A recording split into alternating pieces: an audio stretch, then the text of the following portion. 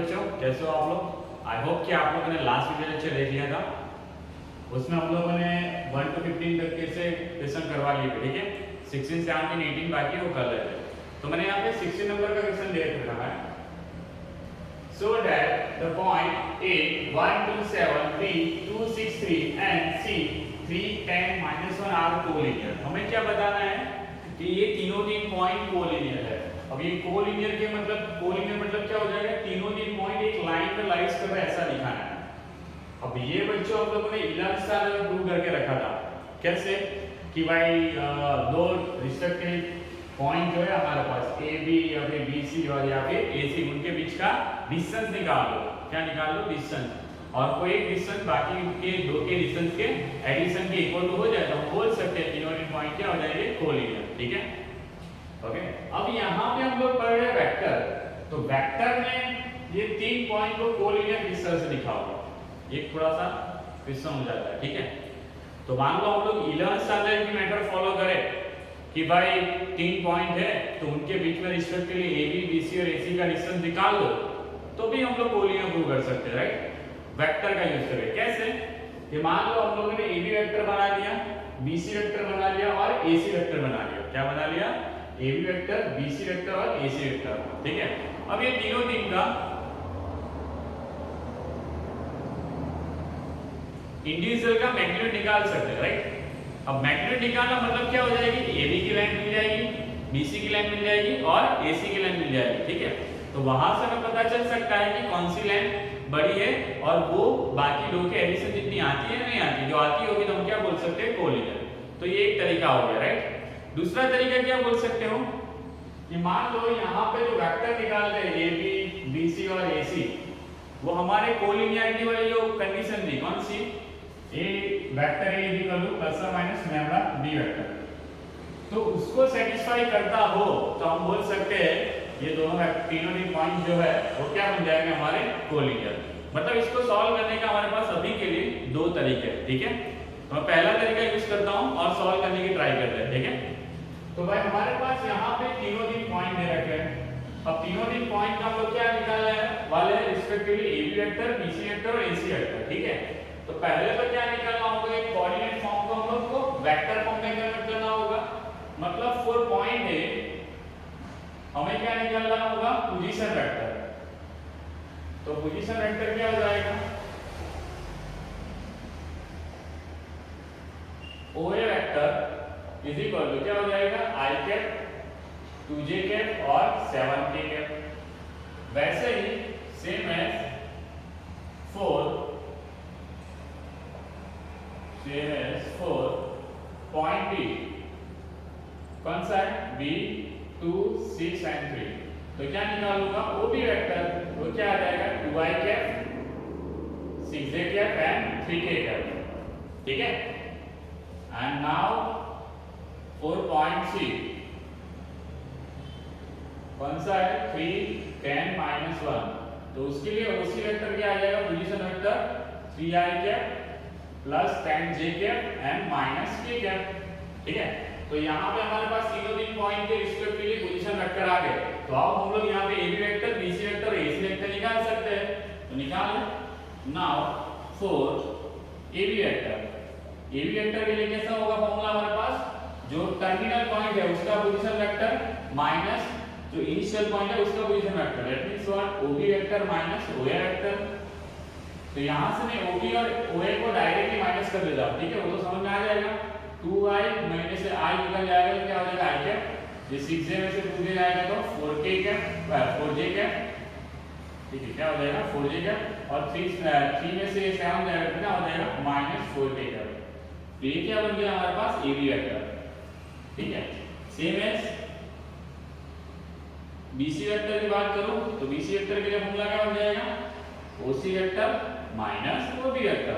चलो ओसी वेक्टर कितना है, ये रहा हमारे पास, उनमें से हमें ओबी वेक्टर माइनस करना है। 3 में से 2 जाएगा कितना आ जाएगा हमारे पास, आई कैप, 10 में से 6 जाएगा तो हमारे पास 4j कैप और ये -3 में से -3 जाएगा कितना हो जाएगा, -4k कैप। तो बच्चों यहाँ पे हमारे पास बीसी वेक्टर आ गया। ठीक है, अब बात करते हैं एसी वेक्टर के लिए। फॉर एसी वेक्टर क्या हो जाएगा, OC vector minus OA vector. चलो तो OC में से अब OA माइनस करना है, ठीक है। तो ये 3 में से आ जाएगा तो कितना हो जाएगा 2i कैप, 10 में से 2 जाएगा तो कितना हो जाएगा हमारा हो जाएगा 8k कैप, और माइनस के में से ये माइनस 7 की जाएगा तो कितना हो जाएगा माइनस 8k कैप। तो बच्चों ये आ गया हमारा AC वेक्टर, ठीक है। अब हमारे पास तीनों रिस्पेक्टिवली वेक्टर आ चुके हैं, तो अब क्या कर ले, इसका मैग्नीट्यूड निकाल ले। मैग्नीट्यूड निकालने से हमें क्या मिल जाएगा, उसकी लेंथ मिल जाएगी। क्या मिल जाएगी, लेंथ। और हम लोगों ने जो 11th स्टैंडर्ड में जो फॉर्मूला अप्लाई किया था कि भाई 3 पॉइंट कोलिनियर का बोल सकते हैं कि भाई तीनों 3 पॉइंट के बीच की रिस्पेक्टिवली लेंथ निकाल लो, और उनमें से जो सबसे बड़ी लेंथ होगी वो बाकी दो के एडिशन इक्वल टू होनी चाहिए। तो ऐसा होता है तो हम क्या बोलेंगे, तीनों 3 पॉइंट कोलिनियर, ठीक है। तो बच्चों ने यहाँ पे AB vector, BC vector, AC vector निकाल लिया। अब सभी का क्या निकाल लेते हैं हम लोग, मैग्नीट्यूड, मतलब क्या आ जाएगा, लेंथ। तो नाउ AB वेक्टर का मैग्नीट्यूड दैट मींस व्हाट, मैं ऐसा लिख सकता हूं AB है ना, लेंथ है, लिख सकते हैं AB। तो कौन सा फॉर्मूला लगाएंगे, under x square plus y square plus z square, वही लगाते हैं। तो 1 का स्क्वायर कितना हो जाएगा 1, 4 का 16 और -4 का फिर से 16, 32, तो इतना आ गया अंडर रूट 33 आ गया। चलो नाउ अब BC वेक्टर की बात करें, तो BC वेक्टर का मैग्नीट्यूड क्या हो जाएगा, BC, तो निकाले इसकी लेंथ, तो क्या आ जाएगी 1, 16 और ये फिर से 16, तो कितना आ गया अंडर रूट 33, मतलब BC की लेंथ भी क्या आ गया हमारे पास अंडर रूट 33, ठीक है। Okay, same as AC vector का मैग्नीट्यूड निकाल लेता हूं बच्चों। तो मान लो AC लेंथ क्या आ जाएगा हमारे पास 2 का स्क्वायर 4, 64 और ये 64, ठीक है। तो ये बच्चों कितना हो जाएगा हमारे पास 124 हो जाएगा। चलो बच्चों ऐसा मत करो, हाँ 128 हो जाएगा, ठीक है। 128 में ये 4 डाल लेंगे तो हमारे पास हो गया 132, तो हो जाएगा हमारे पास 132। तो बच्चों ये 33 फोर्जा कर लो, है ना, ओके। ये क्या हो जाएगा 33 फोर्जा, ठीक है। तो ये कितना आ गया 132, तो 4 का स्क्वायर निकालो कितना आ जाएगा 2 टाइम अंडर रूट 33। चलो तो ये हमारे पास आ गया AC वेक्टर का मैग्नीट्यूड, ठीक है। अब देख सकते हो बच्चों कि यहाँ पे AC वेक्टर का मैग्नीट्यूड जो है, AC वेक्टर का मैग्नीट्यूड जो है हियर, वो क्या हो रहा है, AB वेक्टर का मैग्नीट्यूड प्लस BC वेक्टर का मैग्नीट्यूड दोनों का इक्वल हो रहा है, एडिशन के इक्वल हो रहा है, ठीक है। तो यहाँ पे हम बोल सकते हैं so point A dash B dash or C, so क्या बोल सकते हैं A, B, C are collinear, ठीक है। ये AC लाइन बड़ी हुई बच्चों, तो B ऑब्वियसली बीच में आएगा, ठीक है, यहाँ से पता चल गया, ओके। तो ये एक तरीका हो गया हमारा मैग्नीट्यूड के हिसाब से। चलो अब दूसरे तरीके की बात करें तो हमने क्या बोला था, ये कोलिनियरिटी वाली जो कंडीशन है, कौन सी, A vector is equal to lambda B vector, क्या उसको सेटिस्फाई हो रहा है, क्या उसको सेटिस्फाई कर रहा है कि नहीं कर रहा है। तो कर रहा है तो किस तरह से कर रहा है वो देख लेते हैं, ओके।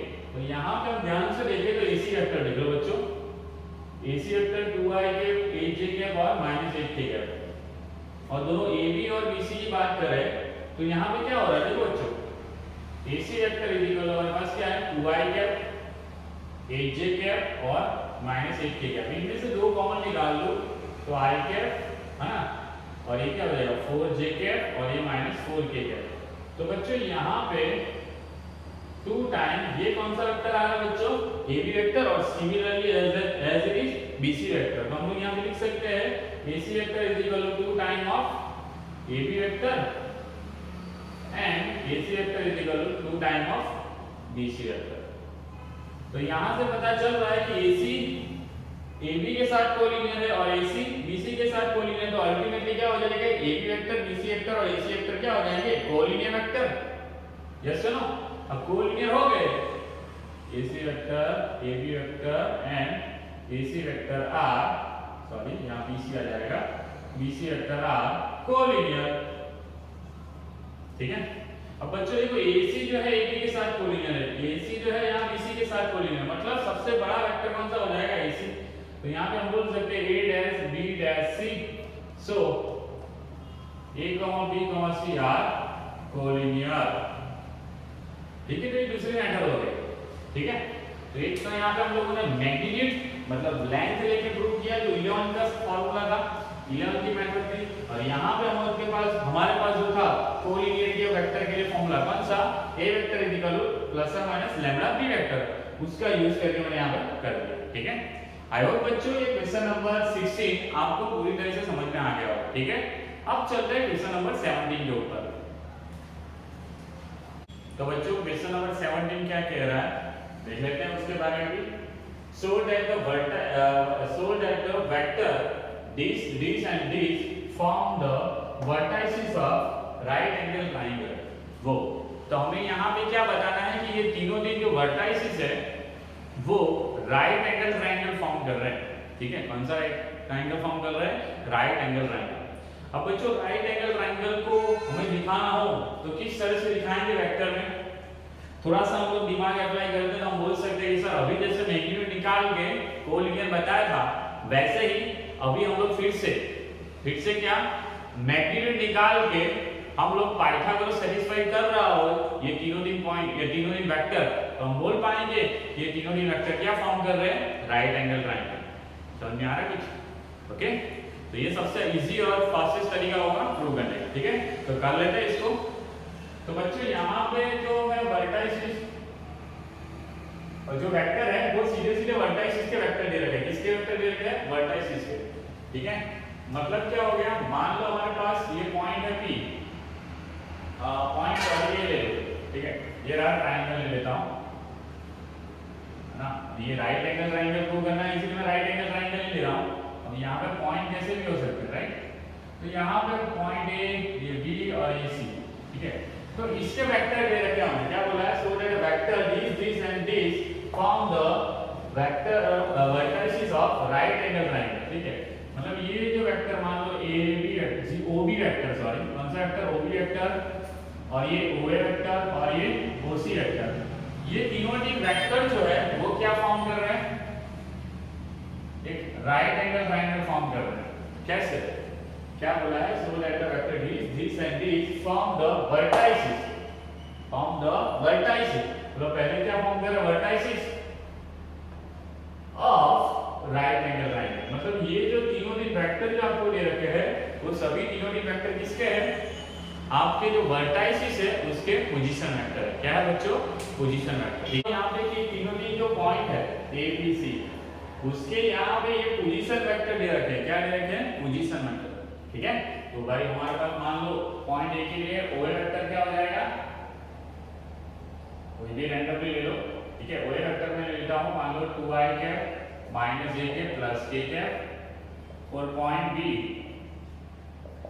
के लिए मैं लेता हूँ OB वेक्टर, वो क्या हो जाएगा हमारे पास i cap minus 3j cap और ये minus 5k cap, and point C के लिए मैं लेता हूँ OC vector is equal to 3i cap minus 4j cap और माइनस 4k कैप। ठीक है बच्चों, यहाँ पे मैंने बी एंगल राइट एंगल बना के रखा हुआ। ठीक है, वो तो जस्ट इंफॉर्मेशन के लिए है, हमें पता नहीं कौन से एंगल में 90 डिग्री होगा। ठीक है, तो मैंने सिर्फ फिगर आपको समझाई कि इस तरह से होगी फिगर, और वो वर्टाइसिस के पोजीशन वेक्टर होंगे और वो क्या फॉर्म कर रहे हैं, आपका राइट एंगल ट्रायंगल। ठीक है, तो इस तरह से फॉर्म करेगा, तो समझाने के लिए मैंने यहाँ पे इस तरह से राइट एंगल ट्रायंगल ले रखा है। ठीक है, लेकिन कहाँ पे 90 डिग्री होगा हमें पता नहीं है, वो तो पाइथागोरस सेटिस्फाई किस तरह से कर रहा है उस पर डिपेंड करेगा। ठीक है, चलो तो यहाँ पे हम लोग ने सारे पोजीशन वेक्टर निकाल लिए, लेकिन बच्चों यहाँ पे ट्रायंगल में जो साइड इंक्लूड होती है वो तो क्या होती है, AB, BC और AC। मतलब यहाँ पे फिर से हमने AB वेक्टर, BC वेक्टर और AC वेक्टर निकालना होगा, जैसे वो लास्ट क्वेश्चन में किया था। ठीक है, चलो निकाल लेते हैं। तो बच्चों AB वेक्टर क्या हो जाएगा, AB vector is equal to OB vector minus OA vector, मतलब OB में से OA माइनस कर लेंगे तो हमारे पास क्या आ जाएगा, AB vector. OB minus OA करें तो क्या हो जाएगा, i cap minus 2i cap, मतलब क्या हो जाएगा माइनस i कैप, ये हमारे पास हो जाएगा माइनस 2j कैप, ये हमारे पास हो जाएगा माइनस 6k कैप। तो ये हमारे पास आ गया AB वेक्टर। अब बात करता हूँ बच्चों बीसी वेक्टर के लिए। तो बीसी वेक्टर क्या बन जाएगा, ओसी वेक्टर माइनस ओबी वेक्टर, ठीक है। तो बच्चों ओसी वेक्टर कौन सा, ये रहा, ओबी वेक्टर ये रहा, हम इसे माइनस कर लेते हैं। तो ये 3 माइनस आई कितना हो जाएगा 2i cap minus 4 minus minus plus 3, तो कितना हो जाएगा माइनस j कैप और ये माइनस 4k कैप और ये प्लस 5k कैप हो जाएगा। माइनस करेंगे तो क्या आएगा k कैप। तो ये बच्चों हमारे पास आ गया बीसी वेक्टर। सिमिलरली हम लोग निकाल लेते हैं, लिखो जो भी लिखना है, सेम है ना, सिमिलरली लिखो या सेम है लिखो, कुछ भी चलेगा। Okay, same as AC vector निकाल लेता हूं बच्चों। तो एसी वेक्टर क्या आ जाएगा, ओसी वेक्टर माइनस ओए वेक्टर। चलो तो ओसी में से ओए माइनस करेंगे 3i माइनस 2i करेंगे तो क्या आ जाएगा i कैप, ये करेंगे तो हमारे पास आ जाएगा माइनस 3j कैप, ये माइनस करेंगे तो हमारे पास आ जाएगा 5k कैप। तो बच्चों यहाँ पे AC वेक्टर, AB वेक्टर और BC वेक्टर सभी आ गए, ठीक है। तो अब यहाँ पे भी हमें क्या निकालना होगा, सभी का मैग्नीट्यूड, तभी हम लोग पाइथागोरस से डील कर पाएंगे, ठीक है। क्योंकि वहां पे भी हमारे पास साइड की लेंथ चाहिए, क्या चाहिए बच्चों, साइड की लेंथ। और साइड की लेंथ वेक्टर में कैसे निकालेंगे, पर्टिकुलरली उसका मैग्नीट्यूड निकालेंगे, ठीक है। तो मैग्नीट्यूड निकाल लेते हैं। नाउ फॉर AB का मैग्नीट्यूड क्या हो जाएगा, मान लो मैं साइड AB ले लूं तो क्या आ जाएगा x square plus y square plus z square, तो 1 प्लस 4 प्लस 36। तो बच्चों यहाँ पे AB का मैग्नीट्यूड कितना आया √41। चलो नाउ BC का मैग्नीट्यूड, तो BC का मैग्नीट्यूड क्या हो जाएगा हमारे पास, BC side is equal to √2 का स्क्वायर 4 और ये 1 और ये 1, तो कितना आया √6। ये BC की वेक्टर का मैग्नीट्यूड आ गया हमारे पास, ठीक है। अब ऐसे ही सिमिलरली हम लोग क्या निकाल रहे हैं, AC वेक्टर का मैग्नीट्यूड। तो नाउ फॉर AC वेक्टर का magnitude what we can write, 1 का स्क्वायर 1, 3 का स्क्वायर 9, 5 का स्क्वायर 25, ठीक है। तो बच्चों ये कितना हो जाएगा हमारे पास, ये 10 और ये 45 हो जाएगा, सॉरी 35 हो जाएगा, अंदर रूट कितना हो गया 35, ठीक है। तो बच्चों यहाँ पे हमारे पास AB वेक्टर का मैग्नीट्यूड आ गया, BC वेक्टर का मैग्नीट्यूड आ गया और AC वेक्टर का मैग्नीट्यूड आ गया, राइट। अब हमें तो पता है कि राइट एंगल ट्रायंगल कैसे प्रूव करते हैं, पाइथागोरस को सेटिस्फाई करते हैं। पाइथागोरस क्या होता है, हाइपोटेनस का square is equal to sum of the adjacent side का स्क्वायर, ठीक है। तो वही निकाल के देख लेते हैं, किसका स्क्वायर, बाकी जो साइड के स्क्वायर के एडिशन जितना होता है। तो यहाँ से आपको सीधा सीधा पता चल रहा है कि इन दोनों का स्क्वायर का प्लस करूंगा तो इसका स्क्वायर आ जाएगा, ठीक है। तो हियर AB मैग्नीट्यूड का, AB वेक्टर का मैग्नीट्यूड का square is equal to BC vector का मैग्नीट्यूड का स्क्वायर प्लस AC वेक्टर का मैग्नीट्यूड का स्क्वायर। सो हियर एंगल कौन सा हो जाएगा, ACB is equal to 90। So A, B, C are vertices of right angle triangle, ठीक है। या फिर ऐसे भी लिख सकते हो, this and this and this vector form a vertices of right angle triangle, ठीक है। आई होप बच्चों ये क्वेश्चन आपको समझ में आ गया होगा किस तरह से करना है, ठीक है। अब चलते हैं लास्ट क्वेश्चन इस एक्सरसाइज का, क्वेश्चन नंबर 18। तो बच्चों यहाँ पे क्वेश्चन नंबर 18 जो है एमसीक्यू है, छोटा सा है, फटाफट कंप्लीट कर लेते हैं, ठीक है। क्या बोला है, if vector A is a non zero vector, अच्छा मतलब ये वेक्टर A जो है उसका मैग्नीट्यूड जीरो नहीं है, A is a non zero vector of magnitude A, मतलब वेक्टर A का जो मैग्नीट्यूड है वो हमारे पास कितना है, A है, ओके।